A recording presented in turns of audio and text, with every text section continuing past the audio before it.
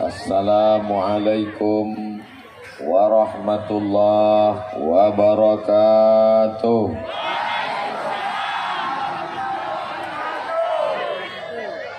Kalau Tuhan memikat balam, jangan dipikat dengan kerupuk jange. Dari sambutan salam nampaknya jamaah dah terlampau wangi.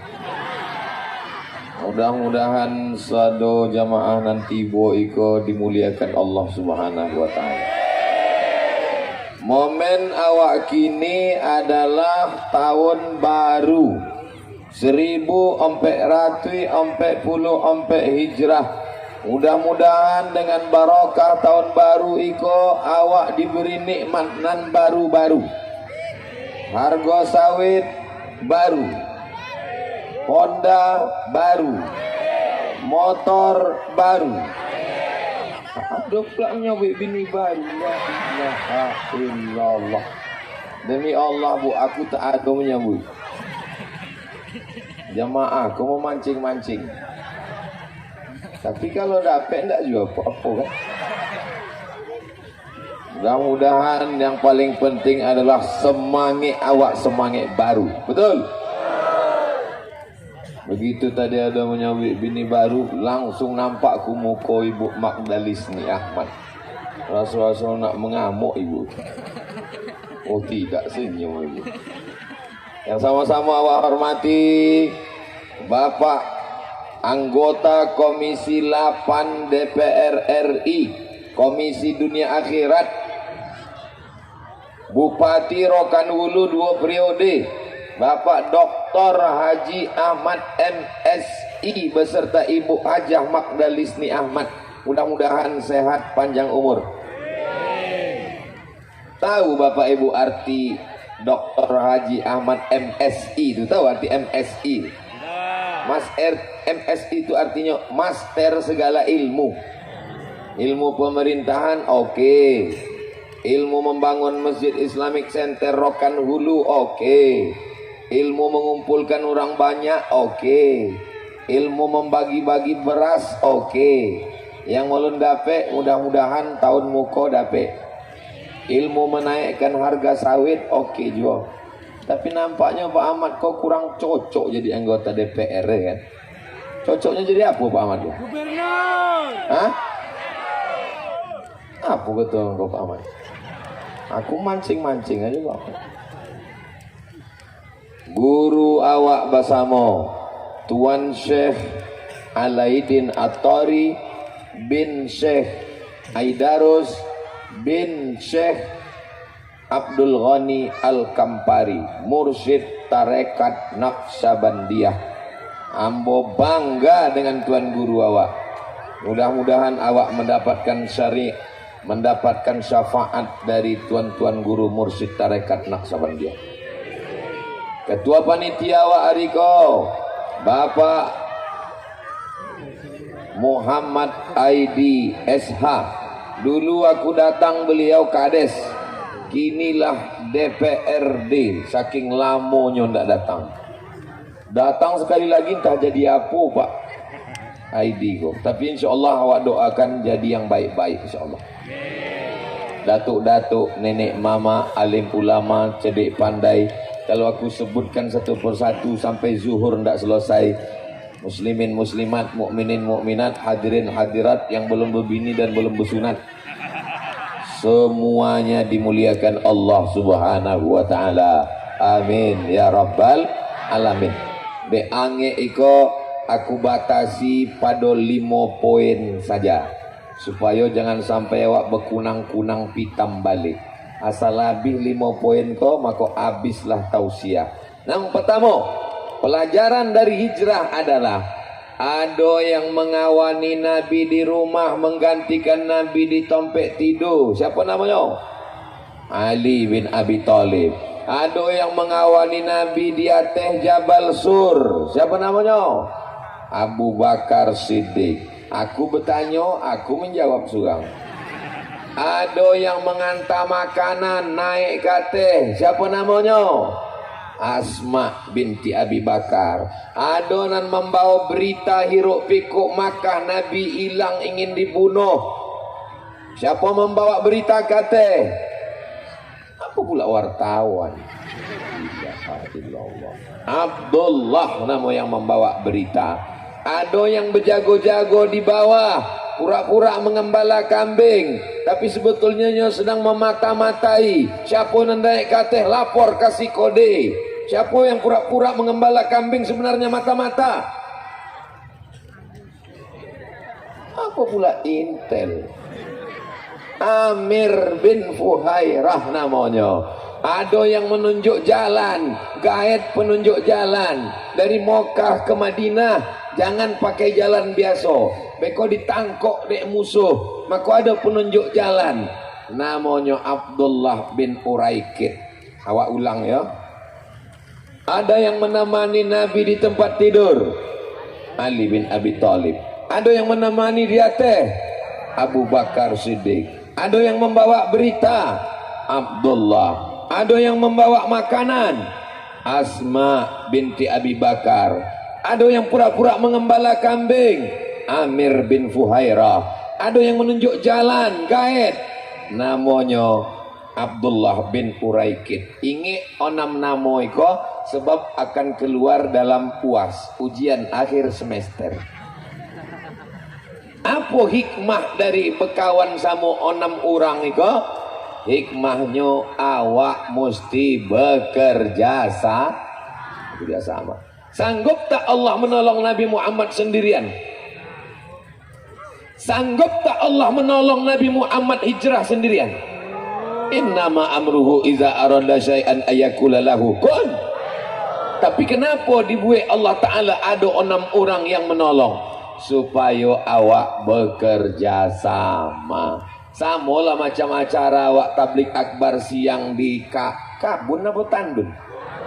Di kabun kok. Iko kan dek kerjasama yang baik maka terwujud iko kan. Ada bapak Kapolres, Kapolsek, ada bapak Dandim, ada bapak TNI Polri, ada pula abang-abang dari Banser, nama abang Koem Soleh. Ada pula iko Bareskrim, Masya Allah, lengkap semuanya. Kalau tidak ada kerjasama, mungkinkah terwujud acara itu? Tidak akan mungkin terwujud acara. Jadi pelajaran yang pertama dari hijrah, kita mesti bekerja dan sama-sama bekerja. Banyak orang mengajak kerjasama, tapi diam aja. Banyak orang mengajak bekerja sama, tapi tidak sama-sama bekerja. Alhamdulillah, terwujudlah negara kesatuan Republik Indonesia karena kita sama-sama berjuang melawan Belanda. Terwujudlah acara tablik akbar di Kabun karena kita sama-sama bekerja dengan niat ikhlas lillahi ta'ala. Jadi kalau ada majelis-majelis yang berjamaah, siap dilanjutkan. Ibu masih ada gua majelis grup wirid yasin. Bapak masih ada grup-grup pengajian gotong royong kerjasama. Jangan mau dipecah belah karena itu kerja Belanda, mengadu domba, divide et impera. Sedangkan kita diajarkan wa'tasimu bihablillah, bekerja sama dalam tali Allah. Apa tali Allah itu? Islam. Apa Islam itu? Asyhadu an la ilaha illallah wa asyhadu anna Muhammadan Rasulullah. Iko kalau kerjasamanya tak baik, apakah mungkin suara Abdul Somad kau bisa sampai ke ujung? Mana mungkin. Coba kalau teknisi mikrofon kau tidak kerjasama, di setelnya hilang suara Abdul Somad. Mati Abdul Somad. Coba kalau orang pasang tenda kok dipasangnya pakai paku payung, diembus angin melayang, habis acaraku. Aku tahan nangis apa-apa di belakang. Bapak Ibu saudaraku yang dimuliakan Allah. Jadi banyak orang kadang menganggap berhasil sesuatu karena dia, padahal bukan. Ini terwujud karena kita bersama. Jangan takbur, jangan sombong. Kenapa masyarakat ange-ange panas-panas tadi berkumpul di lapangan sepak bola di Kabun? Itu karena Ustadz Abdul Somad? Bukan, tapi karena kerjasama kita semuanya. Siapa yang paling banyak pahalanya? Apakah ketua panitia? Apakah yang tausiah? Apakah Pak Ahmad? Apakah semua hadirin hadirat? Yang paling besar pahalanya adalah yang ikhlas. Ya Allah, jadikan kami semua ini ikhlas beramal karena Engkau ya Allah. Mudah-mudahan kita semua dijadikan orang beramal ikhlas sampai mati husnul khatimah. Yang terakhir keluar dari mulut la ilaha illallah Muhammadur Rasulullah. Itu pelajaran pertama dari hijrah. Berikutnya yang ke apa pula langsung kompe? Nampaknya kepanasan jamaah. Yang kedua adalah Nabi tidak langsung ke Madinah, tapi transit dulu di Jabal Sur, tempat menerima wahyu Jabal Nur. Tempat transit Jabal Sur, tempat menerima wahyu Iqra Jabal Nur, tempat hijrah Jabal Sur. Iko jamaah haji balik dari haji ke kampung, bercerita tentang di Makkah. Aku potong naik ke Jabal Sur, padahalnya naik ke Jabal Nur. Dan bercerita lupa, yang mendengar tak tahu, sama-sama mengangguk. Sampai turunnya Iqra bismi rabbikal ladzi khalaq khalaqal insana min 'alaqin Iqra wa rabbukal akramul ladzi 'allama bil qalam 'allamal insana ma lam ya'lam. Itu di Jabal entah Nur entah Sur, pokoknya bule kan aja mulut. Kalau awak surang ketahuan salah, tapi kalau bersama-sama tidak ketahuan. Sampai turunnya Iqra Jabal Nur, sampai transit Jabal Sur. Mengapa transit dulu sampai malam? Hari Kamis malam Jumat dia teh, hari Jumat malam Sabtu dia teh, hari Sabtu malam Ahad dia teh, hari Ahad malam Senin baru mereka bertolak. Ini namanya strategi. Apa namanya? Strategi. Jadi hijrah kau berstrategi, bukan asal-asal tawakal. Kamu mau kemana? Mau hijrah. Bagaimana proses hijrah? Bismillahi tawakkaltu 'alallah, la haula wala quwata illa billah. Mati ya Pak. Jangan pandang musuh dengan mata yang rabun. Berstrategi memerangi narkoba, berstrategi membina anak muda, berstrategi membuat tablik akbar, berstrategi dalam berdakwah. Ini strategi dari siapa? Dari Allah turun ke Nabi Muhammad sallallahu alaihi. Nabi Muhammad itu penuh dengan strategi. Coba kita lihat pada perang Badar. Perang Badar, pagi-pagi Nabi membuat barisan. Paling pagi Nabi datang ke tanah lapang Badar. Kenapa? Karena kalau pagi awak datang, awaklah yang menguasai tempat. Betul? Mana buktinya? Iko barisanan muka kok yang paling berstrategi. Mereka menguasai tempat kok. Di bookingnya duluan. Itu apa-apa yang dibawa pokok sawit itu tidak dapat tempat. Direbut oleh yang di muka kok. Sedang panas teriknya dapat. Apalagi kalau tidak panas terik. Ini berstrategi. Lalu kemudian masuk ke dalam selimut tempat tidur Nabi. Karena nanti malam jam 1 mereka akan membuka selimut itu. Mereka akan cincang, tapi tak mungkin langsung cincang. Kalau cincang tiba-tiba di bawahnya bantal guling, dibuka. Coba buka dulu. Buka, ternyata Sayyidina Ali berstrategi. Ali, engkau pura-pura tidur di sini, nanti aku akan berangkat. Ini segalanya penuh dengan strategi. Nabi kalau mengutus pasukan perang, disusun pagi-pagi, Nabi menyusun barisan. Matahari terbit dari sana, tenggelam ke sana. Nabi menyusun barisan di tempat terbit matahari.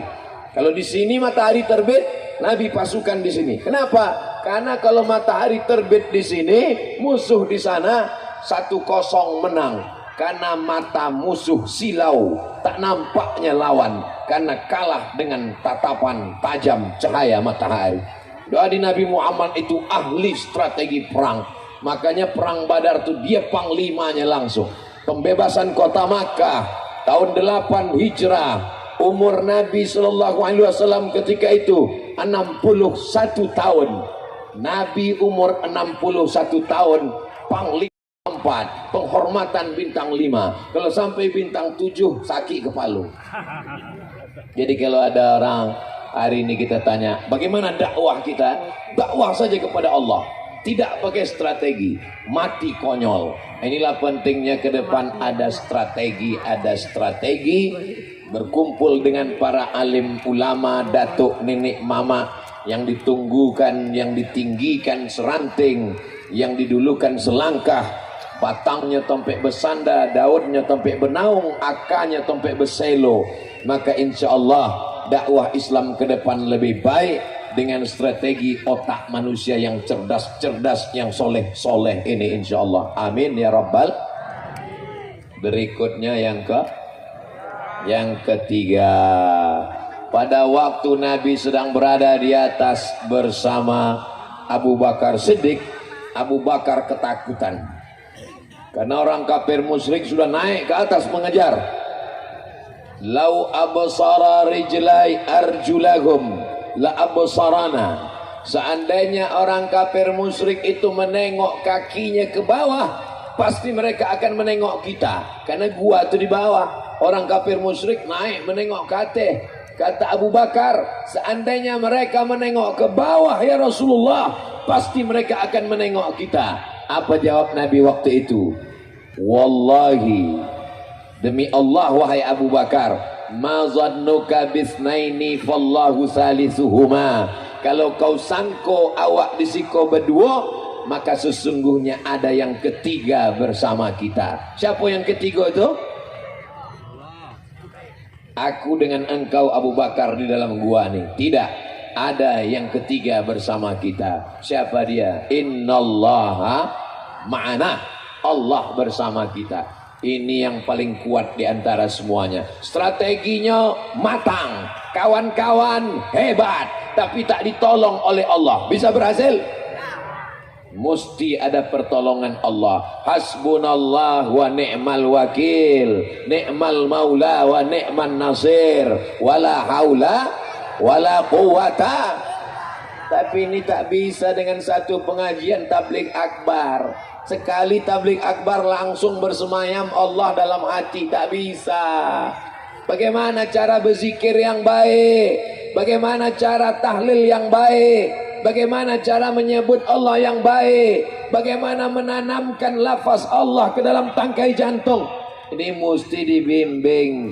Pembimbing penunjuk jalan. Aku tak tahu jalan ke Kabun. Ini jalan melalui Rantau Berangin atau Pantai Cermin. Sudah lama tak ke Rokan Hulu, takut salah jalan. Maka mesti ada penunjuk jalan di muka. Penunjuk jalan itu bahasa Arabnya mursyid, bukan foreder. Penunjuk jalan itu mursyid. Maka dalam berzikir pun mesti ada mursyid. Kalau mursyid tak bisa datang, maka digantikan oleh pengganti mursyid. Pengganti itu bahasa Arabnya khalifah. Nabi Muhammad meninggal, digantikan pengganti. Itulah dia khalifah Abu Bakar. Bahasa Arabnya khalifah. Orang Melayu tak payah menyebut khalifah. Nah kalau ditanya, siapa tadi itu? Khalifah. Itu pengganti Syekh Mursyid untuk membimbing awak. Alhamdulillah, di kampung awak tidak perlu jauh-jauh, ada mursyid awak. Siapa mursyid awak di siko? Tuan Syekh Alaidin Atari bin Syekh Mursyid Aidarus bin Syekh Mursyid Abdul Ghani Al-Kampari. Saya berceramah ke Aceh. Di Aceh itu ada 4 wali Allah. Di antara 4 wali Allah itu yang pertama Syekh Abdul Rauf As-Singkili. Yang kedua adalah Syekh Hamzah Al-Fansuri. Yang ketiga adalah Tuan Syekh Krongkali. Yang keempat adalah Syekh Mudawali. 4 nama ini pun keluar juga ujian semester nanti. Saya tanyalah sama kawan-kawan saya di Aceh, siapa aja wali-wali di Aceh yang disepakati oleh ulama? Ada 4 Ustadz Somad.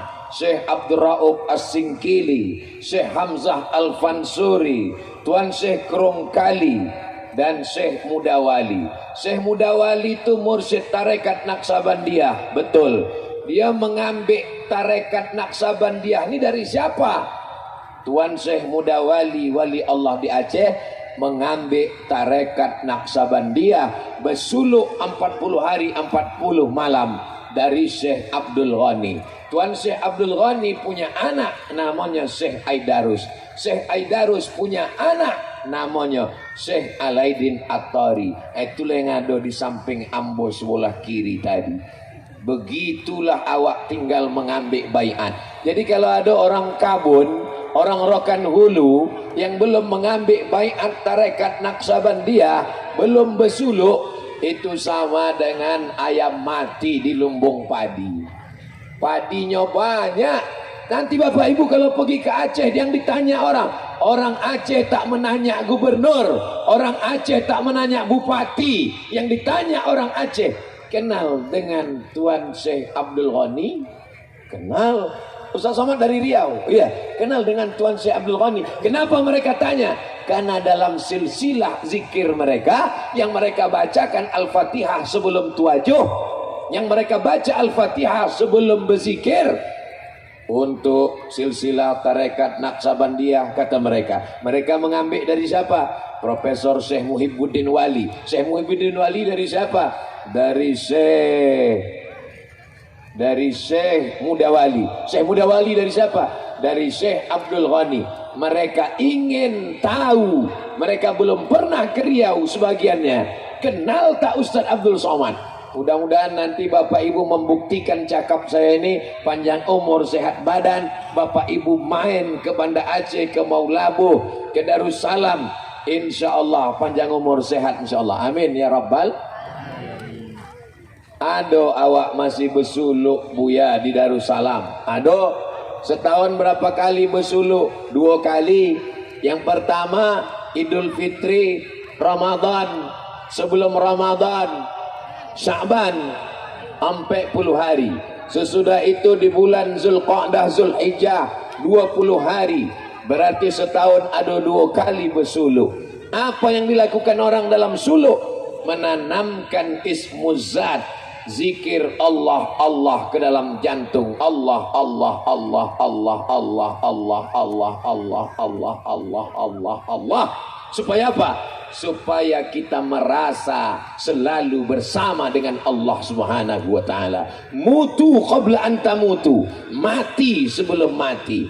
Banyak orang menyebut subhanallah, subhanallah, subhanallah, tangannya menghitung subhanallah, mulutnya menyebut subhanallah, tapi hatinya tak mengingat Allah karena belum tertanam di dalam. Mulutnya subhanallah, subhanallah, hatinya mengingat sawit. Namanya zikir brondol. Mulutnya menyebut la ilaha illallah, la ilaha illallah, la ilaha illallah. Otak dan hatinya kemana-mana. Kenapa? Karena belum ditanamkan, ditalkinkan, dibisikkan oleh Syekh Mursyid awak. Digulung pakai kain kapan macam mati, dimandikan mandi taubat macam mandi jenazah, dibalut disampul. Setelah itu apa kata Syekh Mursyid? Ditalkinkan ke telinga awak, la ilaha illallah. Banyak orang menganggap suluk ini menunggu tua. Jangan sampai bersuluk menunggu tua, sebab malaikat maut kalau datang tidak menengok akte kelahiran. Yang masih muda pun mesti bersuluk, karena kalau sudah datang masanya kita semua akan mati. Orang kaya mati, orang susah memang tak mati, setengah mati. Orang ganteng mati, orang tak ganteng bisa umur panjang. Ajal dalam kuasa Allah, semua dalam genggaman kudrat iradat Allah Subhanahu wa taala. Jadi Bapak Ibu yang sudah berzikir, yang sudah bersuluk, Dari mana tarekat Naqsabandiyah ini? Dari Syekh Bahauddin An-Naqsabandi. Sampai ke atas ke siapa? Ke Sayyidina Abu Bakar Siddiq. Abu Bakar dari siapa? Dari Nabi Muhammad SAW. Di mana diambilnya cara berzikir? Itulah dia waktu malam sebelum hijrah, ketika berada di Jabal Sur, mereka sedang belajar bagaimana cara berzikir. Afdalu zikri fa'lam annahu la ilaha illallah. Kalimatu haqqin alaiha nahya, dengan itu kita hidup. Wa alaiha namutu, dengan itu kita mati. Wa biha nub'atsu, dengan itu kita akan dibangkitkan di padang mahsyar insyaallah. Nanti kalau kita mati sakratul maut, apa yang sering kita sebut, apa yang sering kita ingat, apa yang sering kita tonton, apa yang selalu awak tengok, apa yang selalu kita pikirkan, itulah yang akan datang waktu sakratul maut. Jangan heran nanti orang waktu mati mengingat solar.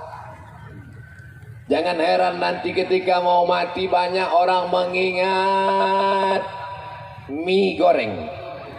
Mie goreng itu bukan mie goreng Pak Ustadz, minyak goreng. Oh iya. Jangan heran nanti ketika akan mau mati orang mengingat, dibisikkan ke telinganya, la ilaha illallah. Dia bertanya, berapa harga sawit? Sebab itu yang selalu dia pikirkan. Orang bersuluk tetap menanam sawit, orang bersuluk tetap menanam gotah, orang bersuluk tetap berdagang, tapi hatinya tak putus Allah, Allah, Allah, Allah, Allah, Allah, Allah, Allah, Allah, Allah, Allah. Tak berbunyi, tak bersuara, lidah tak bergerak. Alladzina yadhkuruna Allah, orang-orang yang menyebut, berzikir, mengingat Allah. Qiyaman, waktu toga, wa qu'udan, waktu duduk, wa ala junubihim, waktu berbaring. Tak putus daripada menyebut Allah. Asal lupa, asal lalai, balik lagi. Sampai naik sepeda motor, makin laju, makin kencang. Allah, Allah, Allah.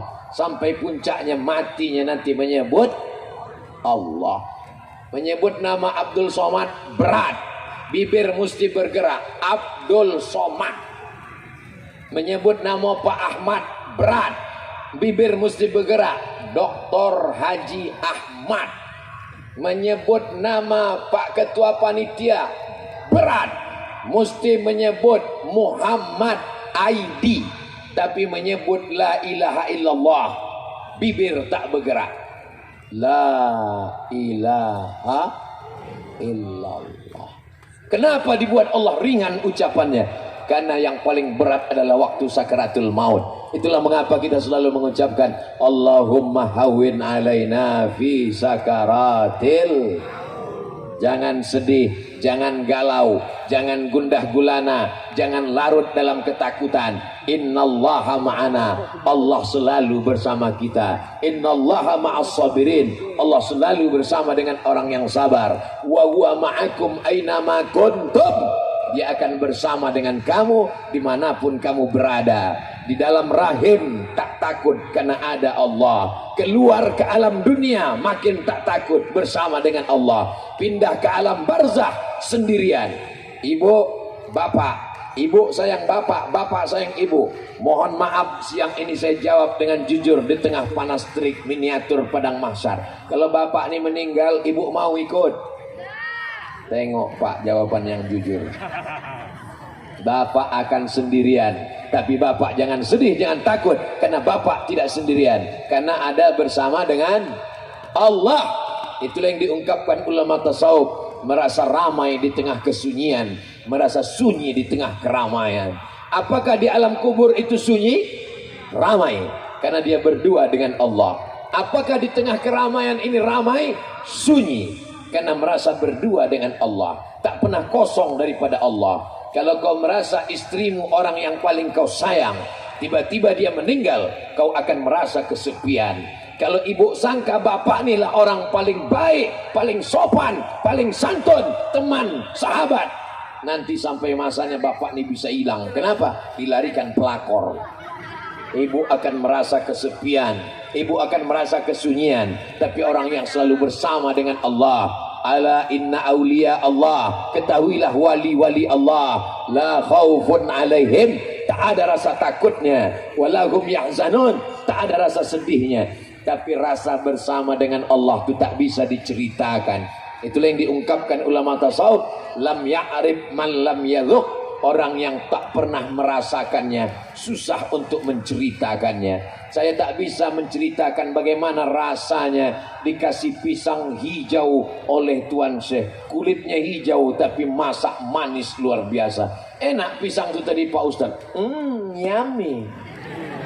Macam mana rasanya Pak Ustadz? Rasa tak bisa diceritakan dengan kata-kata. Andai ku katakan apa rasanya, rasaku belum tentu rasamu.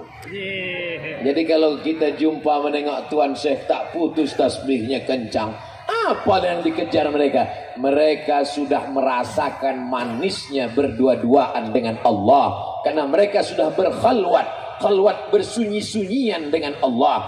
Mereka sudah merasakan suluk berjalan dengan Allah. Mereka sudah merasakan berdua sunyi berjalan bersama dengan Allah, tegaknya dengan Allah, duduknya dengan Allah, berbaringnya dengan Allah, sampai pada saatnya matinya tersenyum. Kata orang mati itu sakit Pak Ustadz, kenapa dibuka penutup wajahnya tersenyum? Karena sebelum mati Allah sudah menunjukkan tempat dia. Inilah tempat engkau di surga nanti. Mudah-mudahan nanti kita mendapatkan tempat itu insyaAllah. Amin. Ada orang tak percaya bahwa Nabi Muhammad itu jasadnya tak dimakan cacing tanah. Inna salatakum alayya ma'rudatun alayya. Salat kamu dari Kabun dibawa ke kota Al-Madinah Al-Munawwarah. Salawat dari Kabun ini dibawa ke kota Al-Madinah Al-Munawwarah. Bapak Ibu percaya? Kaifa salatuna ma'rudatun alaika? Bagaimana mungkin salawat kami dari Kabun dibawa ke Madinah? Laqad arimta, kau sudah mati dimakan cacing tanah ya Rasulullah. Nabi menjawab, innallaha harrama 'alal arda ajsadal anbiya. Allah mengharamkan tanah memakan jasad para nabi. Jasad nabi tak dimakan oleh tanah. Cacing-cacing tak memakan jasad nabi. Bapak Ibu percaya jasad nabi tak dimakan tanah? Pernah menengok? Kenapa percaya? Banyak orang yang tak percaya. Sampai akhirnya Allah menunjukkan, digalilah PLTA, pembangkit listrik tenaga air Koto Panjang. Maka orang-orang mesti dipindahkan. Kalau dipindahkan berarti jasadnya mesti diangkat. Kenapa mesti dipindahkan? Karena kalau tak dipindahkan nanti mau menyambut puasa, tak mungkin membaca Yasin di atas danau, tak mungkin berziarah di atas kolam. Kepada seluruh jamaah yang masih hidup ditransmigrasikan, yang sudah meninggal silakan bawa jenazah datuk nenek moyangnya supaya nanti mudah berziarah. Karena ini akan tenggelam, maka digalilah tanah. Apa yang terjadi? Khalifah, mursyid, tarekat Naqsabandiyah, jangankan kulitnya, jangankan dagingnya, kain kafannya pun tak dimakan cacing tanah. Begitulah Allah memuliakan. Untuk orang yang tak percaya, untuk orang yang tak yakin, Allah mau tunjukkan bukan Nabi Muhammad. Jangankan Nabi Muhammad, orang yang berzikir mengikut Nabi Muhammad saja pun dagingnya tak dimakan cacing tanah, kain kafannya pun tak membusuk. Orang yang tak beriman dengan Nabi Muhammad belum mati pun sudah dimakan cacing tanah. Masih hidup dia di atas tanah nih, sudah naik cacing tanah memakan dagingnya. Siapa itu? Orang yang dagingnya membusuk, kena diabetes meletus. Mohon yang kebetulan kena penyakit itu jangan tersinggung. Kunci mendengar pengajian Ustaz Somad ini dua saja, jangan tersinggung. Karena beberapa jamaah yang tersinggung mendengar pengajian saya, balik berkunang-kunang mati. Saya tak ada niat menyindir orang. Saya hanya ingin mengingatkan kita, jangan sampai kita mati belum berbaiat talqin, jangan sampai mati belum bersuluk, jangan sampai mati belum berzikir. Karena kalau kita mati yang kita bawa hanyalah zikir. Kebun sawit sejauh mata memandang, ada yang pernah mati bawa brondol? Gotah sejauh mata memandang, ada orang kabun mati bawa gotah? Kaya sekalipun yang dibawa hanyalah la ilaha illallah. Muhammadur Rasulullah sallallahu alaihi wasallam kalimatu haqqin 'alaiha nahya. Dengan itu kita hidup, wa 'alaiha namutu. Dengan itu kita mati, wa biha nub'atsu. Dengan itu kita akan dibangkitkan di padang mahsyar. Padang pula padang panjang. Berikutnya yang keempat. Itu maka saya ceramah tuh pakai poin. Kenapa Ustaz Somad tuh ceramah pakai poin? Supaya yang tak tahan mendengar ceramah tahu dia sampai kemana hubungan kita ini Pak Ustaz. 1, 2, 3, 4, 5. Oh berarti sudah mau habis. Kenapa Ustaz Somad tuh kalau ceramah pakai hitung-hitung? Mengajarkan adik-adik supaya nanti kuliah pandai membuat ringkasan. Kenapa Ustaz Somad tuh kalau ceramah pakai poin 1, 2, 3, 4, 5? Supaya intel mudah buat laporan. Supaya jangan sampai salah lapor. Insya Allah siapapun yang mendengarkan ceramah saya, dijamin 100% dia akan cerdas, dapat pengetahuan agama. Walaupun awalnya tidak ada niat untuk belajar agama, setelah mendengar ceramah saya, cerdas dia, dapat pengetahuan agama. Kenapa? Karena yang ceramah ini bukan ustaz kaleng-kaleng, profesor, doktor. Tunggu tepuk tangannya nanti, belum belakang. Bapak Ibu yang dimuliakan Allah. Berikutnya yang keempat. Pelajaran dari hijrah yang keempat. Saat Nabi sampai ke kota Al-Madinah Al-Munawwarah. Tala'al badru alaina min saniyatil wada' wajaba syukru alaina mada'a lillahi da' ayyuhal mab'usu fina ji'ta bil amril muta' ji'ta syarraftal madinah marhaban ya khairada. Enaknya kalau ramai-ramai berselawat, yang tak hafal tak ketahuan. Disambutlah Nabi Muhammad di kota Al-Madinah Al-Munawwarah. Yang pertama dibangun Nabi bukan rumahnya. Yang pertama dibangun Nabi adalah Masjid Nabawi. Panjangnya 22 meter, ke belakang 15 meter. Itulah yang disebut dengan Taman Raudhah. Ma baina baiti wa mimbari, antara mimbarku dan kamarku adalah Taman Raudhah min riyadil jannah. 1 rakaat di situ sama dengan 500.000, sama dengan 50.000 rakaat di masjid-masjid yang lain. Mudah-mudahan kita tahun 1444 Hijrah ini bisa umroh, bisa haji. Andai mati kita belum melaksanakannya, sudah dapat niatnya. Innamal a'malu bin niat. Jangan sampai tak ada niat. Kau udah niat haji, aku tak putus asa niat haji nih Pak Ustadz. Kenapa? Berita yang terakhir katanya masyarakat Riau mau berangkat haji 50 tahun setelah setor ONH. Jadi kalau aku kini umur 25, jadi bayar store 50, umur 75 tahun baru bisa berangkat haji. Kalau Ustaz Somad sekarang sampai 5, umur 95 tahun berangkat haji. Tapi kalau Allah berkehendak, ada yang mustahil. Ada namanya Haji Abidin. Apa itu? Atas biaya dinas. Diberangkatkan oleh kepala dinas, kepala kantor, kepala badan, berkepalo tak berkepalo. Ada pula lagi namanya Haji Mansur. Apa itu? Halaman rumah kono gusur. Pelebar, mohon maaf Pak Haji Mansur, jangan di sini. Pelebaran jalan, dapat berangkat ONH plus. Ada lagi namanya ONH plus. Apa itu? ONH fulus.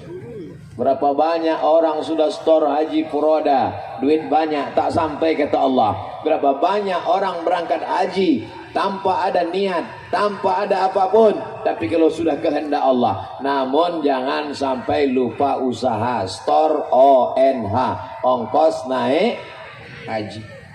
Jadi di antara kabupaten kota 12 Riau ini ada satu daerah yang miskin. 12 kabupaten kota Riau inilah daerah yang paling miskin. Tak boleh saya sebut namanya, menjaga kode etik jurnalistik. Tapi jamaah hajinya paling banyak. Saya tanya bupatinya, Pak Bupati, iya, ini kan daerah paling miskin Seriau, iya. Kenapa jamaah hajinya paling banyak? Karena orang sini kalau nanam padi niatnya berangkat haji, berangkat haji, berangkat haji, berangkat haji. Kalau nyo nanam gotah, berangkat haji, berangkat haji, berangkat haji. Kalau nyo nanam sawit, berangkat haji, berangkat haji. Berangkatnya haji. Sampai lain, bini lagi. Haji tidak dapat, bini tidak dapat. Kenapa? Bini pertama enggak mau. Maka niatkan berangkat haji. Maka dibangunlah Masjid Nabawi. Nabi Muhammad sampai 1440 tahun mengalir pahalanya. Jadi kita jangan mati sebelum bangun masjid. Itulah hebatnya Bapak Dr. Haji Ahmad MSI dengan tanda tangannya sebagai Bupati Rokan Hulu berdiri masjid terbaik se-Indonesia 2015. Allahu Akbar. Kalah masjid di Semarang, kalah masjid di Surabaya. 2015 masjid terbaik nasional dari Sabang sampai Papua, Majelis Masjid Islamic Center Pasir Pangarayan Rokan Hulu. Allahu Akbar. Tidak ada di Dumai, tidak ada di Tembilahan, tidak ada di Rokan Hulu, Indragiri Hulu, tidak ada di tempat lain. 11 kabupaten kota di Riau ingin juga punya masjid seperti itu. Betul? Bagaimana caranya supaya kabupaten kota Seriau dapat masjid macam Islamic Center Rokan Hulu? Maka Pak Ahmad mesti duduk jadi gubernur. Bukan kata aku Pak Ahmad, ini jamaah ini yang membilang. Bapak Ibu yang dimuliakan Allah SWT, mudah-mudahan setiap kabupaten kota di Riau akan berdiri seperti Islamic Center Pasir Pangarayan Rokan Hulu. Allahu Akbar. Ustaz Somad dapat apa kalau masjid itu berdiri? Dapat kompensasi pahala. Aku tidak pejabat, aku tidak gubernur, aku tidak wali kota. Bukan karena aku tak mau. Kalau aku mau jadi wakil presiden bisa.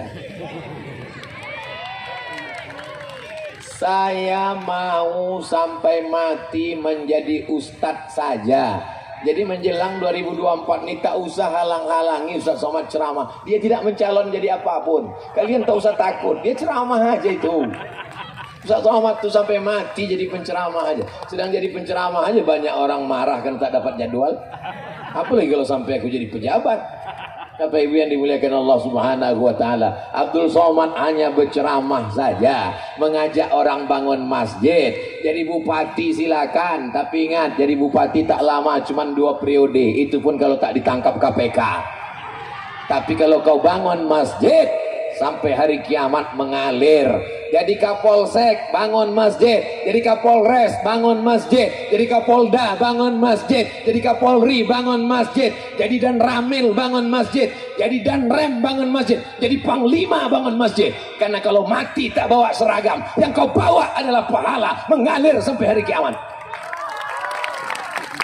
Rekam ceramah saya ini, masukkan ke Instagram. Anak-anak muda yang punya channel YouTube, kalian share, dibaca orang. Pertama-pertama dia marah, lama-lama betul juga cakap Ustaz Somad ini. Dibangunnya masjid, dibangunnya pondok pesantren.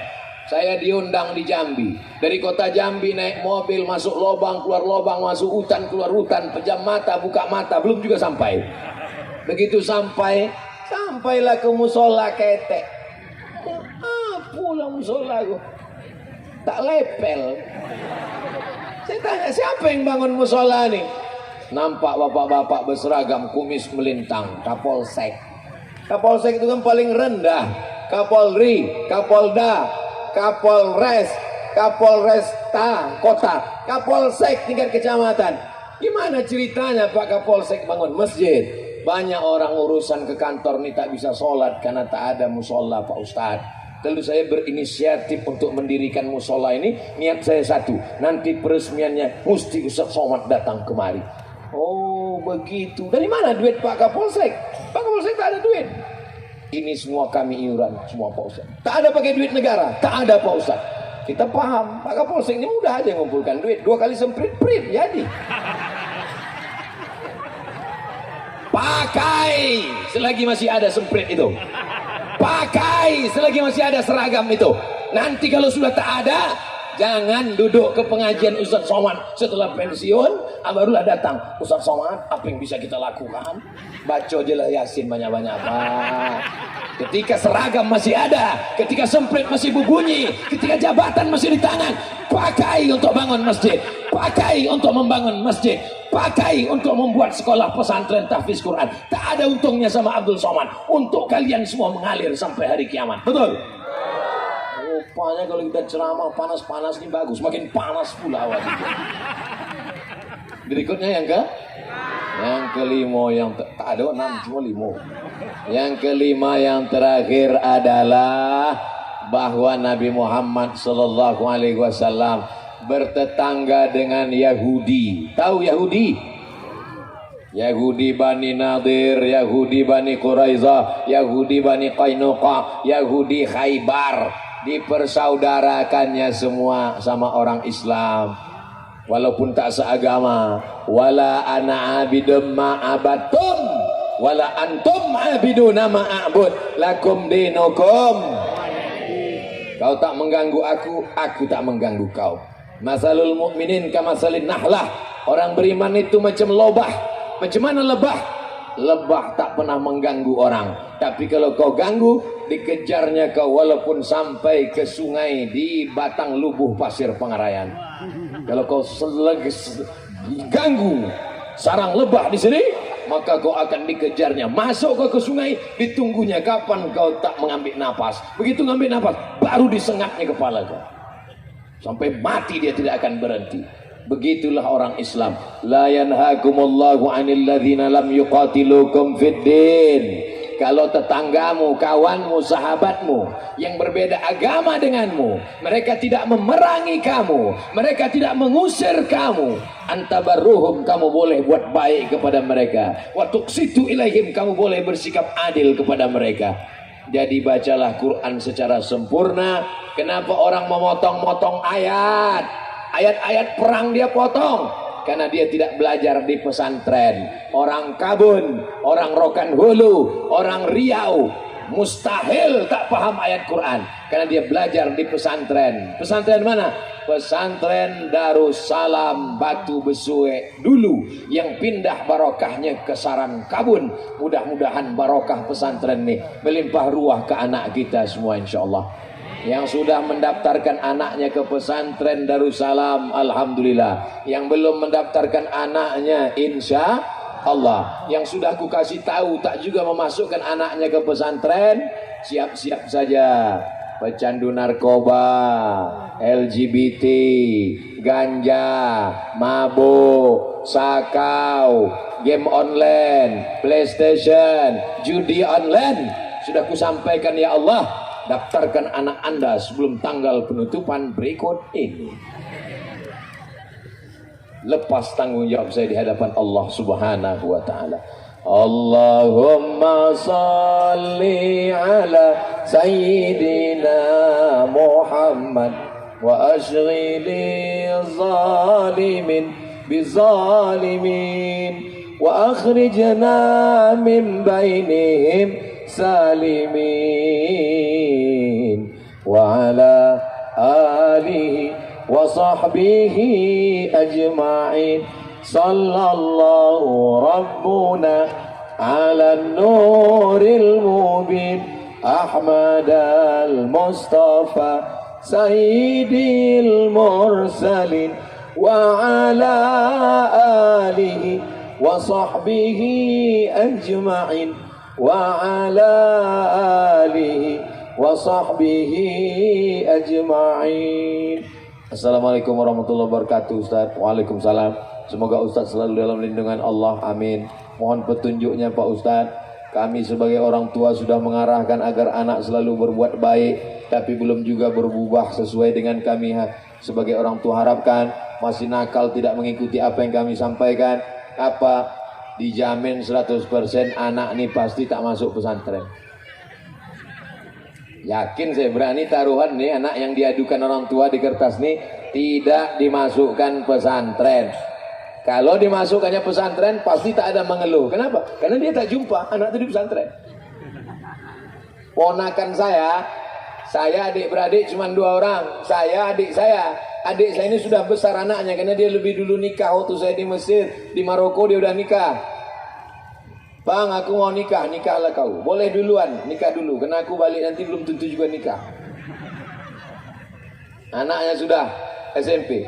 Saya menyuruh, kau nak, kemana akan aku nampak tamu? Perempuan, aku tak sanggup membolo kau di rumah. Kau mesti masuk pesantren. Udah 3 tahun pesantren. Kemarin libur saya tanya, tahan pesantren? Tahan. Bisa lanjut sampai kelas 6 tamat? Tamat. Lanjutkan lagi. Adiknya kirim ke Bogor, tahfiz Quran. Kau mesti hafal Quran. Selama 3 tahun kau hafal Quran. Nanti baca kitab kuning. Tidak ada jalan lain, pesantren. TK, SD masih bisa kita tangani. Tapi kalau sudah SMP besar, hendak awak tangani, tangannya lebih godang. Membentuk buluh dari rebung. Rebung buluh yang putih bisa dibuat melengkung, bisa dibuat melingkar. Tapi kalau rebung sudah jadi buluh bambu kuning, 2 kemungkinan. Kalau tidak, inyo patah, kepala awak pocah. Masukkan pesantren, dituajukan tuan guru. Yang nakal-nakal, yang jahat-jahat, yang mabuk-mabuk, yang sakau-sakau, dituajukan tuan guru Senin malam Selasa, Khamis malam Jumat, dizikirkannya sehat insyaallah. Amin. 2 gondangnya, kalau tak sehat mati. Bapak Ibu yang dimuliakan Allah Subhanahu wa taala. Nanti kalau dia sudah tamat pesantren 6 tahun, 7 tahun, Tuan Syekh, apakah anak-anak di Darussalam Batu Besuwe yang kini di Sarangkabun masih mengambil baiat tarekat? Kelas 5 wajib ngambil baiat. Apakah anak-anak pesantren masih bersuluk? Kelas 6, kelas 7 wajib mengambil suluk. Jadi keluar dia dari pesantren, hafal Quran, baca kitab, sudah mengambil baiat, berzikir dan bersuluk. Andai salah-salah jalan, dia tahu jalan balik ke rumah, tidak langsung nyasar masuk ke neraka jahanam. Mudah-mudahan anak-anak selamat semua. Tidak panjang-panjang jawaban. Masukkan anak ke pesantren, titik. Karena tak ada yang bisa menjaga anak. Yang bisa membangunkan anak dari bangun tidur sampai tidur lagi, aku pun tak sanggup. Saya keponakan kandung saya, anak kandung, tak sanggup saya menjaganya. Di rumah bisa kita jaga, di warnet, di rumah bisa kita jaga, di mall. Yang bisa menjaganya anak pesantren. Ustaz, saya ingin bertanya, saya sudah sholat, sudah zikir, sudah puasa, sudah sedekah, hati dan pikiran saya belum juga tenang. Adakah doa? Belum bersuluk. Sholat udah, zikir udah, puasa udah, sedekah udah, belum bersuluk. Bersuluk 10 hari, 20 hari, 40 hari. Nanti ditanamkan la ilaha illallah, Allah ke dalam. Allah. Janji Allah. Ala bizikrillah tatmainnul qulub. Kalau kau berzikir menyebut Allah, maka hatimu akan tenang. Tapi tak bisa kalau tak berguru. Man la syaikha lahu fa syaitanu syaikhuhu. Siapa yang tak berguru, setan gurunya. Jadi kalau ada orang belajar dari internet, berzikir surang. Banyak saya ketemu. Ceramah saya di Sekolah Tinggi Ilmu Kesehatan, datang ibu-ibu, tasbihnya godang-godang, hampir segodang guli, segodang kelereng. Ustaz Somad, iya, saya ini kalau setiap saya berzikir, bisa nampak saya apa yang ada di balik dinding sana, bisa nampak saya apa yang ada di balik pokok kayu sana, bisa nampak saya apa yang ada di balik gedung sana. Apa namanya nih Pak Ustaz? Saya tanya, ibu berzikir pakai guru? Tidak. Jawab dengan jujur, dia. Setelah bisa menengok yang ada di balik ini, makin ingat pada Allah atau makin lalai? Jawab jujur. Makin lalai Pak Ustaz. Ingin tahu aja apa di balik gunung, apa di balik bukit. Itu namanya kasyaf syaitani. Kasyaf juga namanya. Dalam ilmu tasawuf, kasyaf yaitu tirai yang tersingkap, tapi bukan kasyaf ilahi.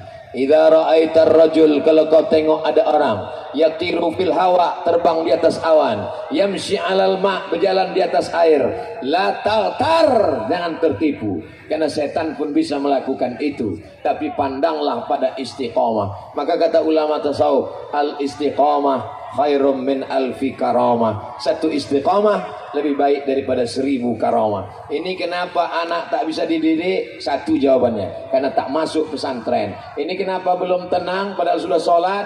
Satu jawabannya, karena belum mengambil baiat zikir talqin. Ada Tuan Guru, datang segera ambil baiat zikir. Kalau belum musim bersuluk, tunggu nanti bulan Zulqa'dah Zulhijjah, bersuluk 20 hari. Ramadan tahun ini lebih baik, ambil bersuluk 40 hari. InsyaAllah Allah berjanji, kalau sudah berzikir tak akan lupa, kalau sudah berzikir tak akan galau. Innaka la tukhliful. Bagaimana merubah orang yang sudah kecanduan main chip atau game online? Ditangkoknya yang main chip diminta bantuan Pak Kapolsek karena game online ini masuk dalam undang-undang negara. Minta bantuan sama Pak Kapolsek, sama Satpol PP, sama abang-abang Banser. Ditangkap orang yang kecanduan chip dibawakan ke pesantren Darussalam, dimandikan mandi jenazah, dipakaikan kain kafan, ditalkinkan oleh Tuan Syekh. Cubo sehat insyaallah. Orang yang kecanduan narkoba dimasukkan ke Badan Narkotika Nasional, tak juga sembuh, dibawa ke Suryalaya. Suryalaya ada satu tempat, Abah Anom, Tarekat Qadiriyah wa Naqsabandiyah, penyembuhan orang kecanduan narkoba. Tarekat salah satu solusi menyelesaikannya. Orang kalau sudah kecanduan, otaknya sudah error. Kecanduan pornografi, kecanduan ganja, kecanduan judi, kecanduan game online, kecanduan apapun yang bisa merubahnya sesuatu yang luar biasa. Tarekat menjadi solusi. Kumpulkan semua yang kecanduan ganja, kecanduan seks, kecanduan narkoba, kecanduan judi online, bawa ke pesantren Darussalam, dimandikan, nanti mandi jenazah pakai limau, dipakaikan kain kafan, ditalkinkan Tuan Guru. Buat acaranya bukan tablik akbar, talkin akbar. Ambo datang tablik akbarnya insyaallah. Di akhir majelis ini mari awak sama berdoa kepada Allah Subhanahu wa taala. Awak aminkan doa yang akan dibacakan oleh Tuan Guru Mursyid Tarekat Naqsabandiyah Syekh Alaidin At-Tari bin Syekh Aidarus bin Syekh Abdul Ghani Al-Kampari. Ala hazihin niyah Al-Fatihah. A'udzubillahi minasyaitonir rajim. Bismillahirrahmanirrahim. Alhamdulillahi rabbil alamin. Arrahmanirrahim. Maliki yaumiddin. Iyyaka na'budu wa iyyaka nasta'in. Ihdinas siratal mustaqim. Siratal ladzina an'amta 'alaihim ghairil maghdubi 'alaihim waladdallin. Amin. Aminkan doa. A'udzubillahi minasyaitonir rajim. Bismillahirrahmanirrahim. Alhamdulillahi rabbil alamin. Wassalatu wassalamu ala asyrafil anbiya wal mursalin wa ala alihi wa sahbihi ajma'in. Allahumma salli salatan kamilah wa sallim salaman taman ala sayyidina Muhammadin alladhi tanhalu bil uqadah wa tanfariju bil qarab wa tughda bil hawaj wa tunawilu bi husnul khawatim. Sallallahu alaihi wasallam fi kulli matin wa nafasin bi adadin kulli malumin lak bi rahmatika ya arhamar rahimin. Allahumma inna nas'aluka ridhaka wal jannah wa na'udzu bika min sakhatika wan nar. Allahumma innaka 'afuwwun karimun halimun tuhibbul 'afwa fa'fu 'anna. Allahumma yassir lana umurana marati li qulubina wa abdanina wassalama wal afiyah fi dinina wa dunyana. Allahumma inna nas'aluka an tunira qalbana bi nuril ilmi wa bi nuril ma'rifah wa an tasra sadrana wa an tuyassira umurana wa an taqdiya hawajana wa an tashfi mardana bi rahmatika ya arhamar rahimin. Allahumma inna nas'aluka at-taubah wal inabah wal istiqamah ala syariatil gharra'i wa tariqatil bayda bi rahmatika ya arhamar rahimin. Rabbana zalamna anfusana wa illam taghfir lana wa tarhamna lanakunanna minal khasirin. Allahumma ij'al baldana hadza baldatan thayyibah wa rabbun ghafur bi rahmatika ya arhamar rahimin. اللهم ربنا لا تسلط علينا بذنوبنا ومن لا يخافك ولا يرحمنا برحمتك يا أرحم الراحمين ربنا ظلمنا أنفسنا وإن لم تغفر لنا وترحمنا لنكونن من الخاسرين. Ya Allah ya Rahman ya Rahim, Engkau yang Maha Penyayang, Engkau yang Maha Pengasih. Ya Allah, berikanlah kepada kami keimanan yang kuat, amal-amal yang soleh, hati yang ingat kepadamu ya Allah. Ya Allah, berikan kepada kami anak cucu yang soleh, yang berilmu, yang beramal baik, yang membela negara dan bangsa dan agama. Ya Allah, berikanlah kepada kami pimpinan-pimpinan yang Engkau ridai. Rabbana zalamna anfusana wa illam taghfir lana wa tarhamna lanakunanna minal khasirin. Allahumma ighfir lana dzunubana wa kaffir 'anna sayyi'atina wa tawaffana ma'al abrar. Allahumma ighfir lana dzunubana wa liwalidayna wa li jamil mu'minina wal mu'minat wal muslimina wal muslimat al ahya'i minhum wal amwat innaka sami'un qaribun mujibud da'wat. Amin ya qadiyal hajat. Rabbana atina fid dunya hasanah wa bil akhirati hasanah wa qina azabannar. Allahumma khtim lana hayatana bi husnil khatimah wa la takhtim alaina bis saqawah yusil khatimah bi rahmatika ya arhamar rahimin. Wa sallallahu ala sayyidina Muhammadin wa ala alihi wa sahbihi ajma'in walhamdulillahi rabbil alamin. Semua guru kita, orang tua kita dan semua